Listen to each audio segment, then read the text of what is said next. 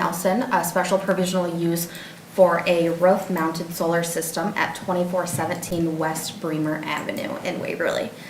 It would be located on the south side of that house roof.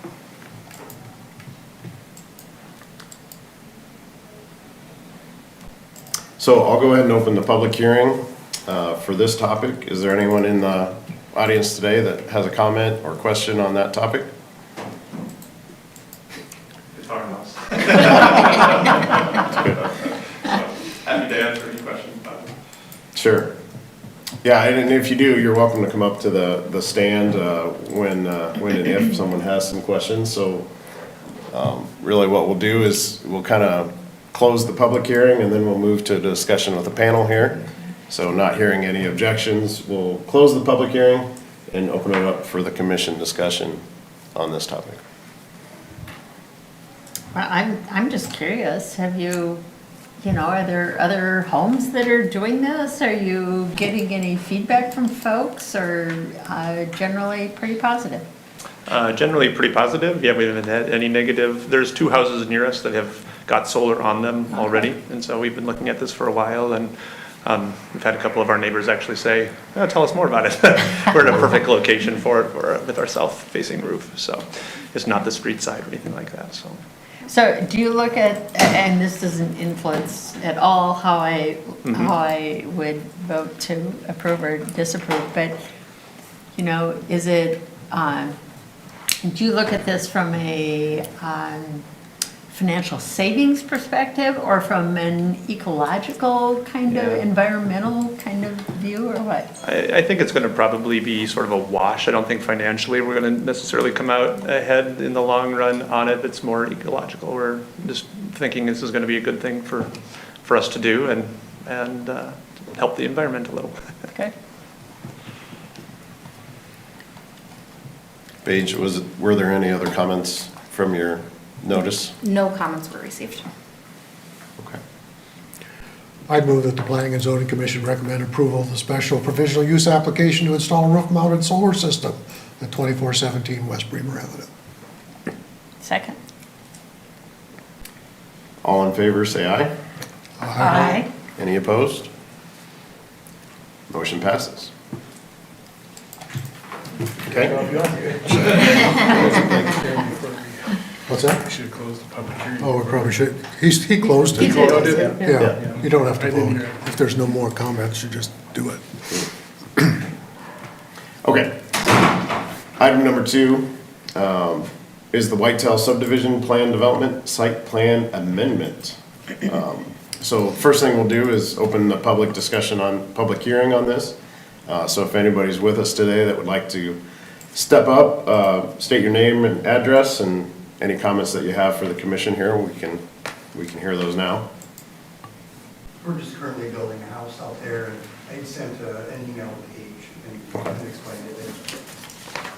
Yeah, and I think we have that here in front of us all, so. Any other comment that you'd like to make? No, any questions or anything I would try to do? Okay. So I'll go ahead and close the public hearing for that, and then we'll discuss here as a commission, comments and concerns. And I can make a comment first. Sure. In the agenda memo, the attachments that were set out, the first aspect was the setbacks. That is still same as proposed in there. There's a slight change to the square footage that's being proposed on which lots. Originally, we had it applicable to lots 1 through 15 is the 1,500, and then 1,250 for lots 1 to 3 and 16 to 35. The 1,500 will be 1 through 15 and 32 to 35. The only ones we're proposing on changing is to the 1,250 is lots 16 to 31, which is only those interior ones that Steggy owns. 16 to 31.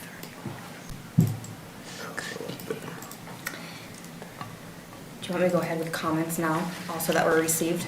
Yeah, I think, Okay, everybody should have comments from Rod in front of you with his email. I received a comment from Matt Nelson, who lives at 211 Deerfield Circle. He was not in favor of the idea of reducing the square footage on lots, specifically 16 to 23, as he believes it would reduce the value of his property. Steggy, who owns the Steggy Investments that owns Interior, contacted us, and he said that he probably would not design anything under 1,400, but he would still lower the requirement to the 1,250, because he doesn't think there'd be a visual difference between a finished home from 1,250 to 1,400. What brought this up was there is a proposed house to be built on 132 Red Fox Trail, which is just south of the one that is there currently. The plans that were turned in had a square footage of 1,434.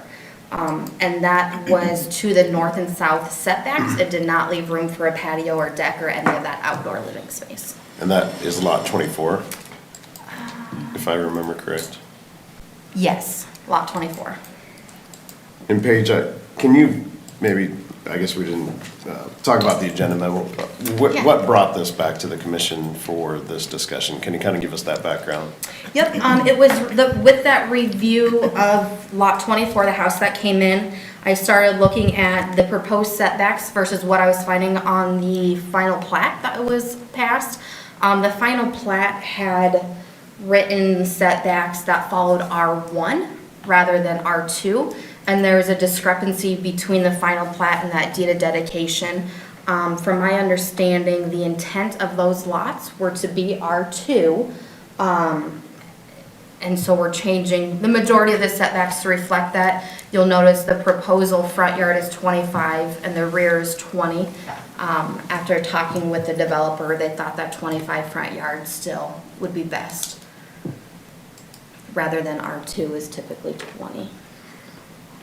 So as in R2, these would be like a shared roof townhome kind of thing, or a duplex, or what are they, what is it? No, it would still be single-family homes. It just allows for the shorter rear yard setback.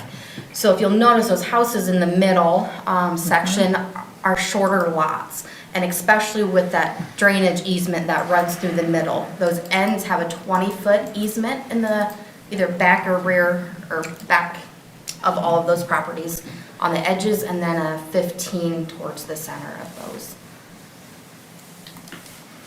They can't build in that. They can't even put concrete in that. So it was really making it fairly short to be able to have some backyard space or some back patio space. So, and that was the intent from the start. I think we missed this discrepancy on the plat. But the dedication was really intended to be directed towards the R1 lots. As far as the 1,500 square feet, I don't think they thought about the difference between the two, the rows in the middle. And when there's one up there, the one that's there, it is actually, it's like 17. 1711, 1711. It couldn't be any closer to all four sides than it is. So it's really about the biggest house that could be built. And it probably doesn't leave them much space on any side of that house. So really the sweet spot's probably quite a bit less than that in order to have more space on the outsides of the houses that are built in that area. Yeah, that house is at all of the setbacks. They do have a small deck that's kind of in line with the house, but no patio or anything like that would be able to be built on the edge because they are at every setback. Are there any height restrictions? Any what? Height restrictions I think it's still 35 feet. Yeah, I think it's 35 For feet two-story. or, to the ridge of the Yeah, roof? but of a Yes. two-story, yeah. I mean, is there, and does the approval of this set us up for any kind of an appeal or anything from an individual owner there that's going to be saying, oh, I'm 6 feet short, or I'm 20 feet short, or, you know, I mean, how firm is this? Well, once we've set the numbers, I mean, and got it clear what we intended, what was intended, We've always looked at what the rear bed setback was, or the side setbacks, or the front setback. We're not changing the front. We're not really changing the sides because they were 7.5 already. It was just the confusion of them putting in the R2 bulk regulation setback language that kind of just confused things, frankly. So that's the one we're trying to fix, and we think that it's going to be easier for people to, they can get closer to that back setback, but still leave the drainage easement alone. We just don't want to see people. That's the only place you could probably get an appeal sometime. People they just don't understand the easement. And they want. Well, I don't Well, know. we're making it clear when we do it, so. I know, but I mean, Yeah. but you know what happens, people just look at the space and well, why can't we, Yeah. They So- forget about the easement, so.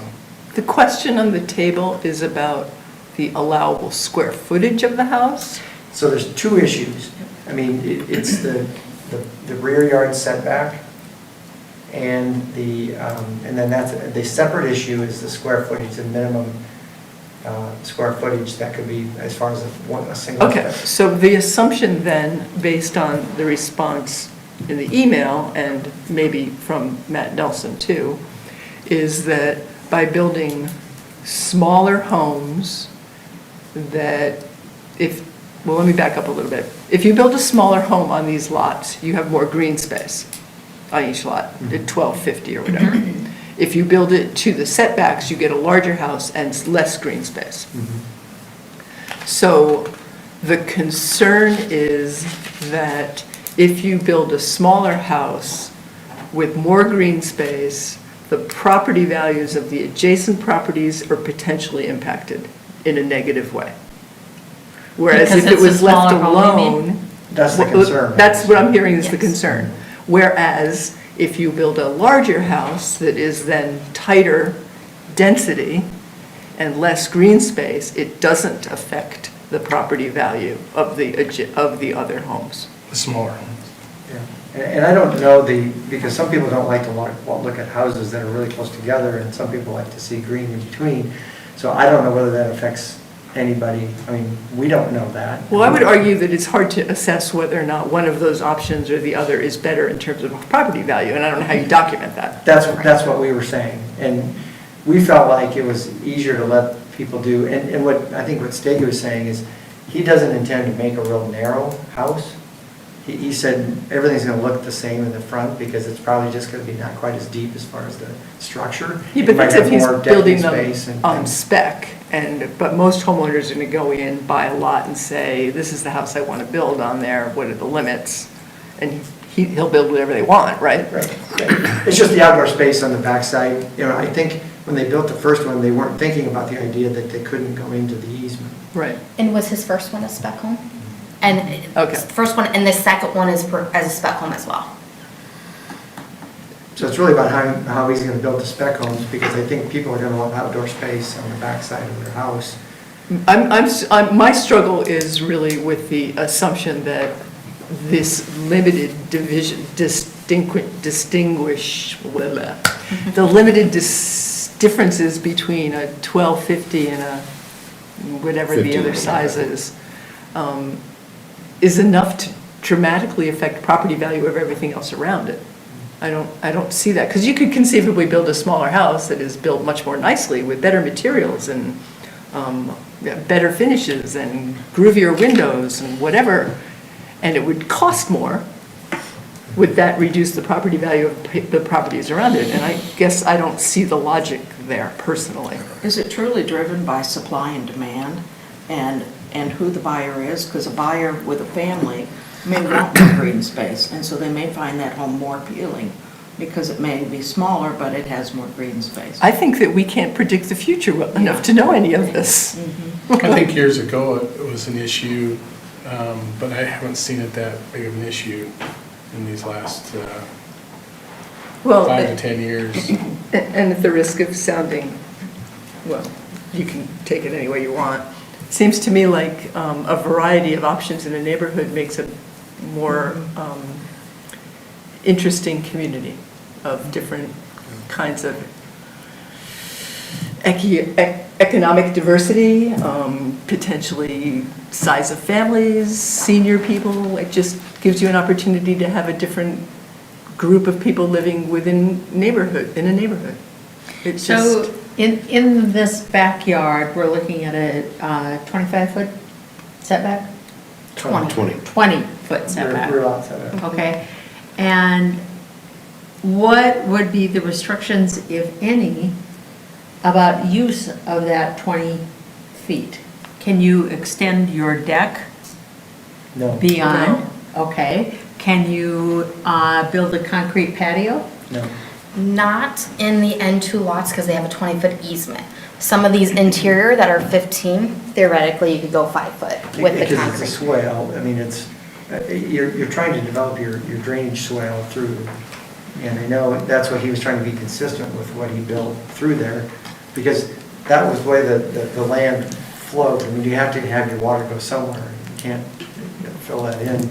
So they wanted to design those that way, so people are kind of having 2-story on the back, and even if they have a 1-story on the front, because you're basically, your basement's gonna be opened up on the backside, so.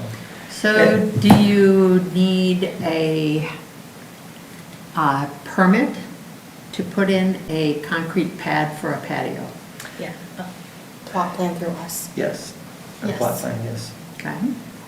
Now, we can't always know if people are doing it, because sometimes they happen without us. That's the key, and Yeah. that's the reason for my question, you know, that if someone looks at that space and, I mean, in all innocence, is totally unaware of how to use that 20 feet, and they say, oh my goodness, I mean, this is our backyard, we need a patio, and so they put in their stones or their cement patio and all that kind of thing, and think nothing about getting a permit, and because they don't believe they're in violation of anything, then what? So the city has the right to enforce the easement, the way that the documents in the subdivision allow us to enforce that. Okay, Because but, we don't want to have a water, and there are places in the community where there's been issues, people built fences into it, they've ruined the swale that was intended to be there for drainage, which resulted in people getting water in their basement, because it diverted the water away from that swale. So we really want to we wanted, first of all, with Steggy's actually acquiring all the lots and wanting to do them, he's going to probably keep that really consistent because he wants to have a good looking and good operational. well, that's thing. true Yeah. until he sells it. And once he sells that lot, his interest in however that space is used is gone. Okay, so my question really is, how is this enforced? So somebody, you know, proceeds with their plans, not knowing whatever it is, and then what is a slap on the hand? So Or The what do you title do? opinion will tell them, Yeah, I mean- when the attorney does the title opinion, it'll say that there's an What they easement can. through there that it cannot be built on. Yeah. And if they'd have to get a permit anyway, and. A lot of times, an Iowa 1 call is placed to do any of these Yeah. projects, and we Yep. receive notice of those. Okay. So we'll check to see if a permit has been pulled, and if not, we contact them. So All right. the other thing is, if we had a building permit that showed a sliding glass door, and they're built up to the edge of the easement, we would say, how are you gonna do that? Yeah, I mean, what's your plans? you really look at the design of the building and say, is it 10 feet away from the line, then they can put their patio out there? And that's what we hoped with the smaller sizes, was the idea that it could be less deep that way. Probably always gonna be as wide as they can get it, to be quite honest with you. That's what he was saying. From It's the depth. The appearance from the front is gonna be, it's always gonna be fairly wide. It's just how deep do you go? So basically, the smaller footprint of the house would allow people to have a patio or some outdoor Patio space, decking, anything you want in the back. which would be more consistent with the design standards of the neighborhood. Right, right.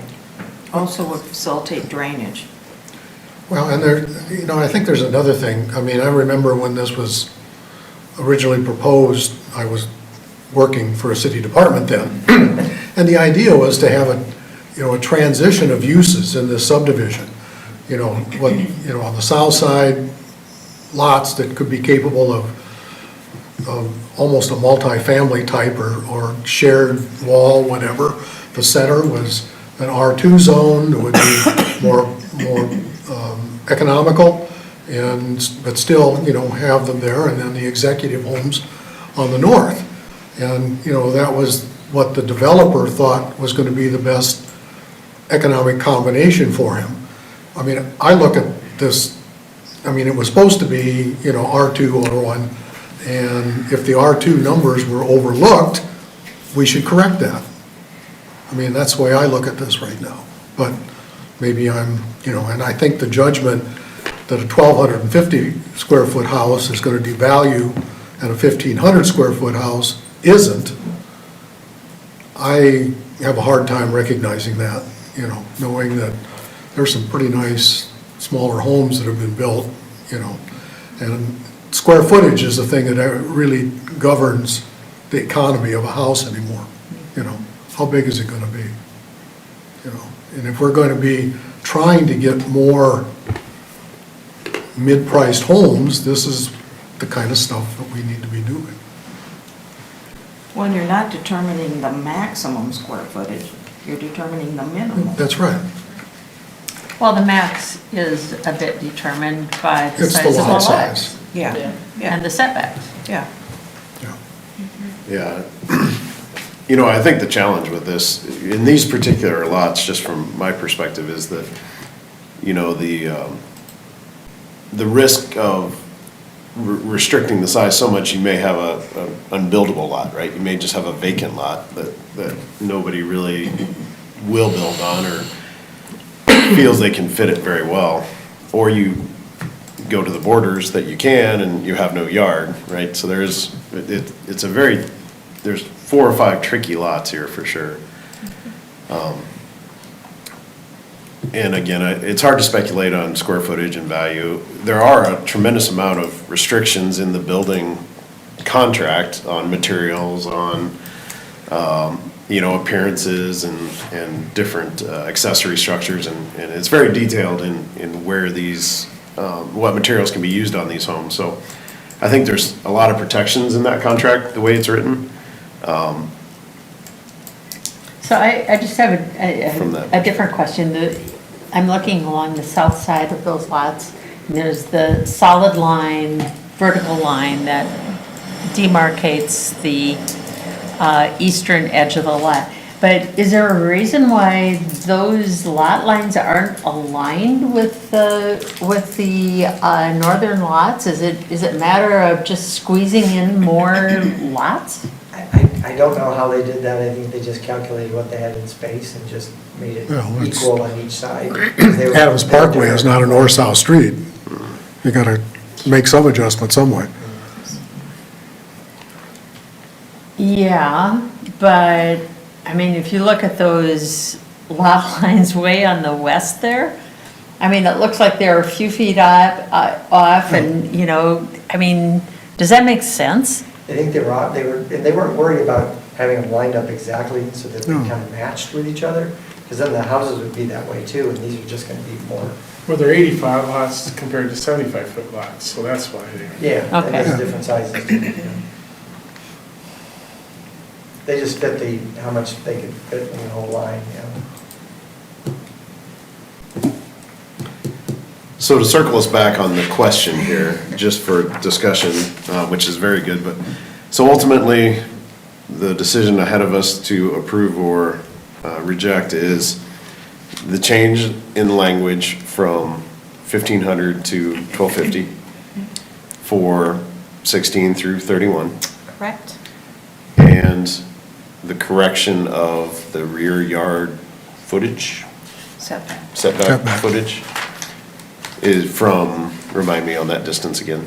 Yep, yes, that's changing all of not all of the lots. yeah. 30 to 20. Yeah, any of them that say the R2 bulk regulations, we're taking the R2 bulk regulation setback out and putting the actual setbacks in. Lots 1 to 3 and 16 to 31 would have a 25-foot front yard, 7.5 side, and 20 rear.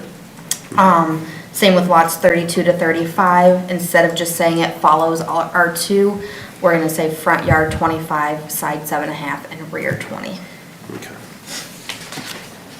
And there was one additional change in the document. It's number 2B. It says with a total for all floors not less than 2,000 square feet, excluding the basement level, instead of 2,500.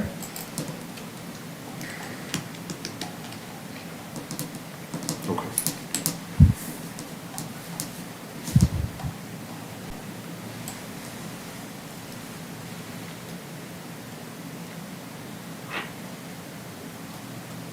So is there additional discussion with the commission?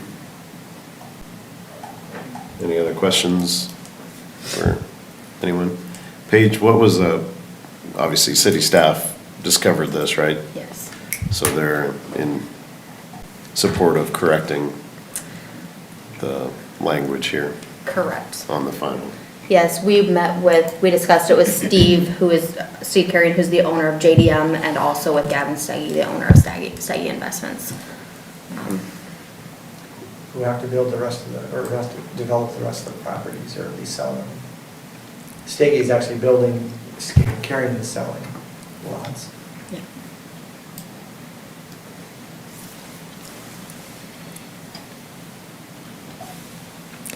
Well, nobody else is gonna say anything. I would move the Planning and Zoning Commission recommend approval of this modification to the Whitetail subdivision plan development. I would And move second it on to that. the city council. Sorry, I would second that. All right, hearing that, all in favor, say aye. Aye. Any opposed? Motion passes. And I meant to say that, keep in mind that this is a PD, so all it takes is your recommendation and one reading at the council level to amend the plan development, as opposed to an ordinance change.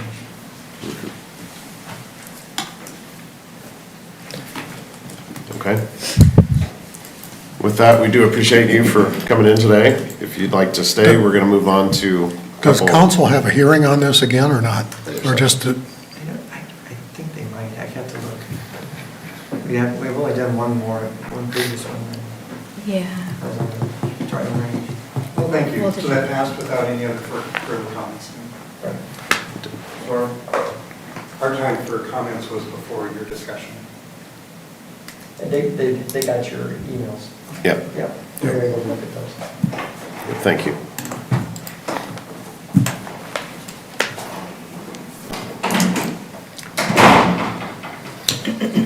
All right, so moving on through our agenda here, item E, old business. We have no old business on the agenda. So I'm going to move on to item G, which is new business. First item under new business is the adoption of the updated Waverly zoning map. Paige, can you walk us through the memo here? Yep, so it's become a yearly thing that we want to update our actual visual representation of the zoning map. In the last year, you'll see ordinance 1105. There are several properties changed. That was more just to correct them to its current use. I believe City Hall property was in there to change from U1 to C2. A lot of the others were along the dry run that we turned to the U1. And that one's complete and done? I think Yes. we got them all this time. Yeah, I'll say it. Yes, that one is done. As you'll see, ordinance 1112 is Right. added in there. Right. That's Wells Hollow. That one will have the final reading on November 21st. So this will be pending that all passes, that it'll officially be updated on the zoning map at that time. As long as we recommend it. So for The first the re- public's perspective, this is really an update of the map to reflect past decisions. Correct. and that Wells Hollow one, the first reading was approved unanimously, wasn't it? Yeah. I believe so.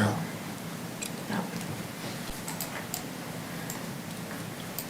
Do we know something? Yeah, yeah. Second. Oh, because we have to have a public hearing. Yeah, okay. Okay. I Any move other- that the Planning and Zoning Commission recommend approval of the zoning map to the city council. Second. All in favor, say aye. Aye. Aye. Any opposed? Motion passes. All right. Second item under new business, number 2 is the plat of survey for parcel XX. Paige, can you introduce this one to us? Yeah, this was brought up, again, by a building permit that was turned in to add an accessory structure, near their primary residence. It is zoned as agriculture, however, they use it as just residential. And so it would need to abide by the accessory building regulations in our code, which currently says that it cannot exceed 2,000 square feet. The parcel that is being proposed to parcel off is actually used as ag land by the owners of the property to the north. So they propose to parcel it off at that fence line. Is there an intent maybe to convey it back to Lagersholt or not? No? I don't think so. It just, I was hoping somebody would be here. I mean, it just baffles me how those farm buildings got onto Mr. Weininger's lot. But You know, forever hopeful, because, you know, it could be developed with the other property, or it could just stay with them. It was one of those things that we kind of had, we didn't want to not let them put on the building that they could because of the size of their lot.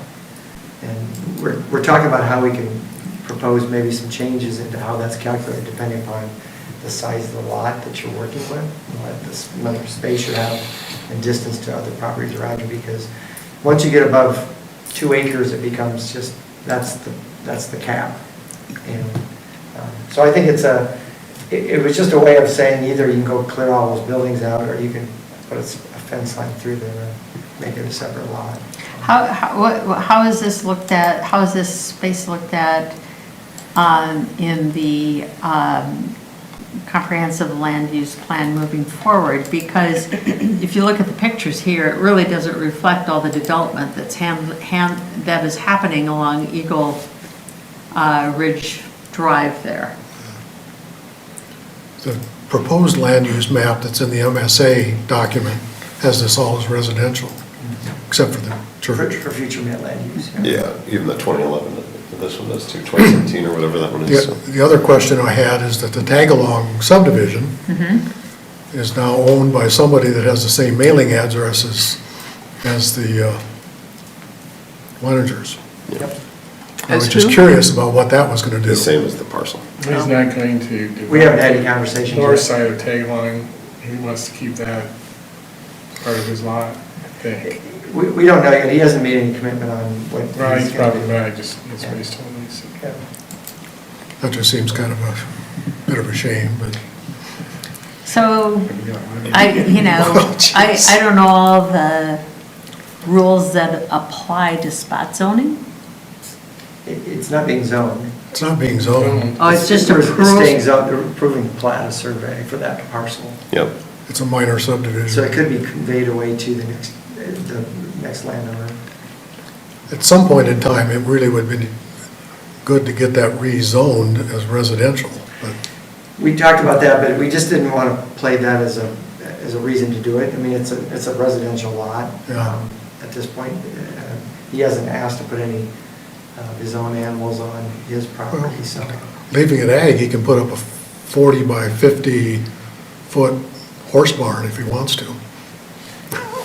The parcel is, if we consider a parcel, even though it's zoned as ag, it's a house, it's a But he can put a 2,000 square foot accessory building. accessory building on it, Yes, you can. which is That's 40 by under the 50. rules, yeah. Under the rules. And this is, this isn't for, this is a pool house, wrestling room, whatever type of the fun place for them. It's next to the pool they built. Yeah, so I think, just briefly, I think, property owners should be able to use their parcel as they can within the rules that are there, and I support building and et cetera. I think the only question I had just to discuss was, the proposed parcel is a kind of a non-conformance, I think, to the city code,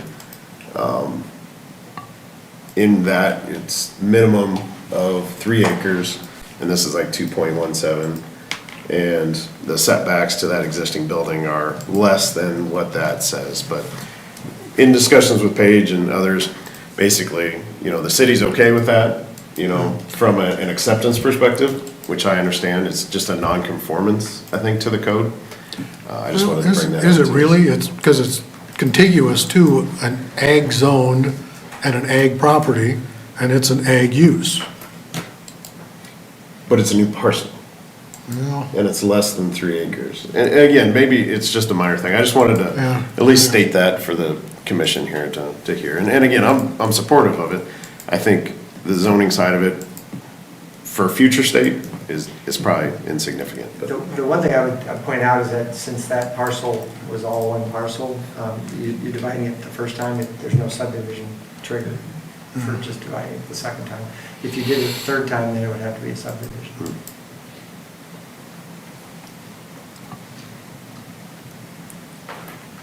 So what are the implications for future development of this area? I'm assuming either they're just gonna keep it as a part of their acreage, but they have options they could do with that. Okay, so if they parcel. decide, we're gonna sell it, They could. then what does that mean? I mean, they could, I would think they would have to sell it to an adjacent property owner because they wouldn't have access unless they created an access for that property. Plus they're digging a pond back there too, so. Yeah, bond's already there, yeah. But it's not, it's adjacent to that.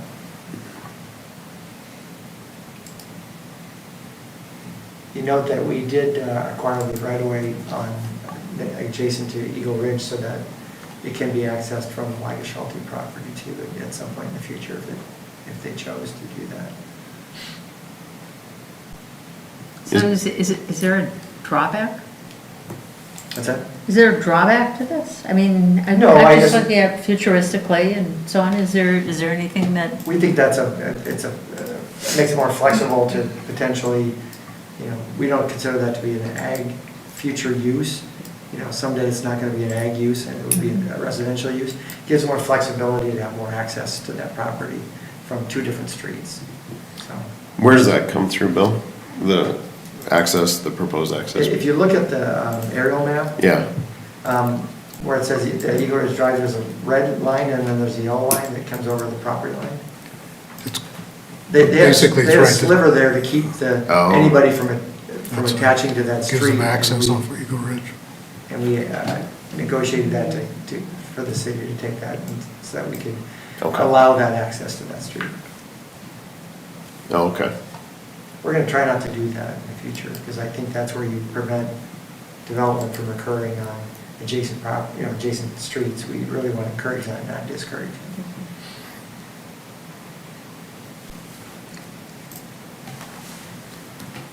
And any other questions, discussions here on the commission? I move approval to recommend the plat of survey for parcel XX to city council. Right? Yeah. Correct. Do I have a second? I'll second. All right. All in favor, say aye. Aye. Aye. aye. Hearing no opposed, motion passes. So he truly plans to leave that whole tag along as just an open space for it. That's what he told me. They're gonna go out Let's not speculate. All right. Let's let the So- future happen, you know, for a city, future is the future. Future's future. It's still there. All right, so I'm gonna go to the last item on the agenda, which is adjournment. Does it feel we're already Well, I there? mean, yeah, I mean, it's an Is there approved a motion? subdivision. I move that we adjourn. closer. You wanna- I second. They block his view. No, We you are can talk. adjourned. Thank you. Thanks.